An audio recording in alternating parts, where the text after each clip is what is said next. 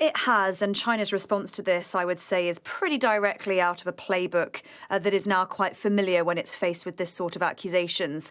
It hadn't said anything this morning. This afternoon, myself and many other journalists went down to the Ministry of Foreign Affairs, where we do have a chance to put questions directly to a spokesperson from the government. Spokesperson Mao Ning addressed these allegations pretty directly, pretty tersely. Have a listen to what she had to say.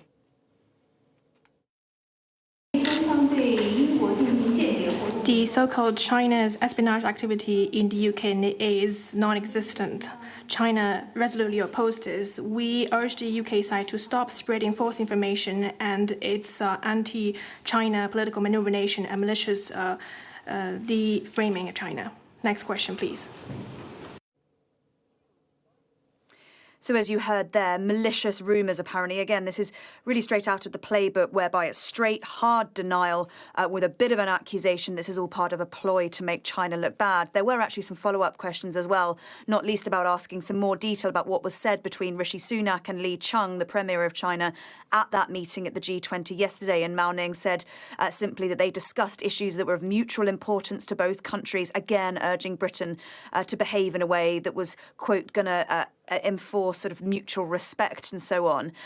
Look, I think Britain faces a very difficult question now in terms of how to handle this, because there are examples in the pretty recent past of what happens if you accuse China of something and it denies it.